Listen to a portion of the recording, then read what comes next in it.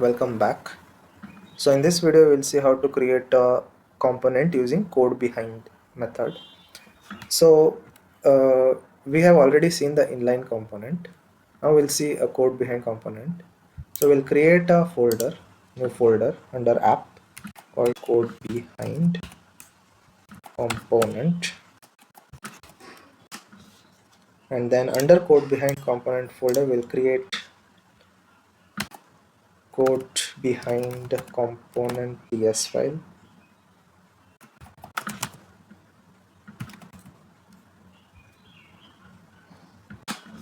and Codebehind component HTML file, and Codebehind component CSS file.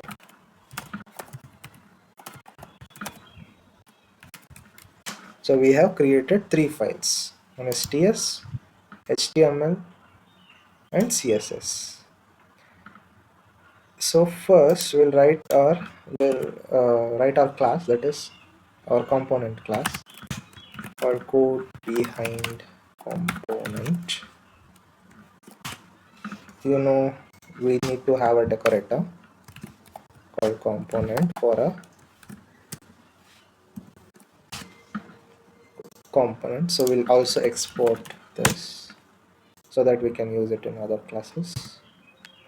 And selector, you know how to name it, parent and child, right? This is our selector and template, and we need styles. Okay, and we need a subtitle to display, which is of string type.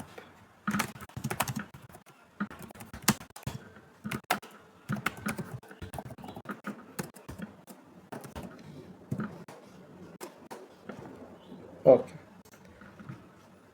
and in our HTML we say h1 Codebehind component,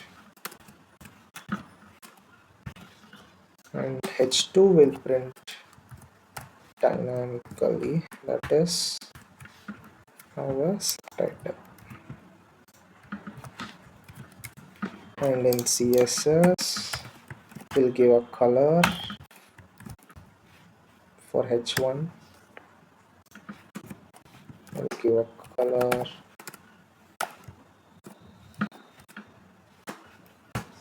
for h2.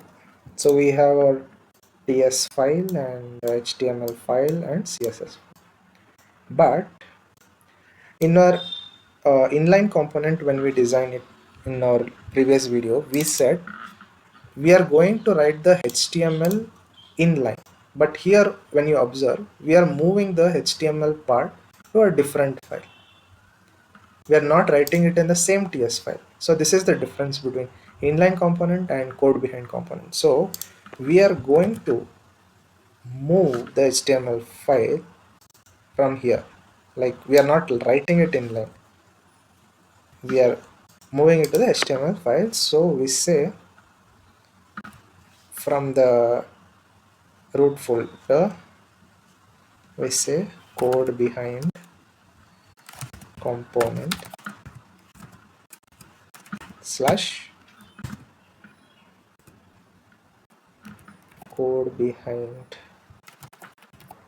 component.html, this one. And in styles we say it's the same thing in CSS. Okay, so we are moving the HTML code to HTML file and CSS code to CSS file. So we are writing separate files for it. Instead of in inline, what happens, we write everything, selector, template, styles, all in same TS file.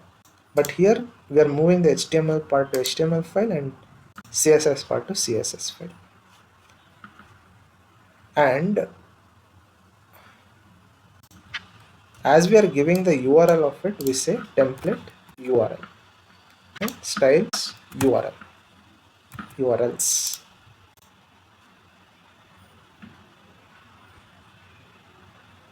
It's not styles URLs, style URLs. Okay? Yeah, now we'll build this. So this is the only difference. One more thing we need to do, we need to register this component in our app module.ts file. Okay, so we have our ts file, we have our html file, css file, and we registered it in app.module.ts.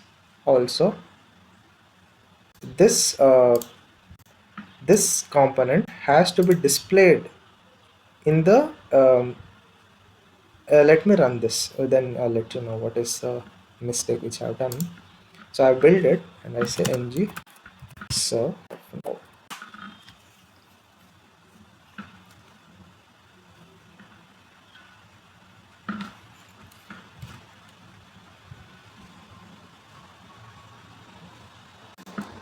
yeah, there was one mistake, there to be two dots and a slash. I had given a single dot.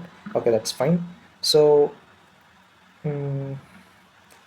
yeah, next, see, we can see only our hello world app from the app component is being displayed. Whatever is in HTML in the app component is being displayed, but whatever is in code behind component is not displayed. So what you have to do is you need to get the selector of code behind component and add it in app component HTML.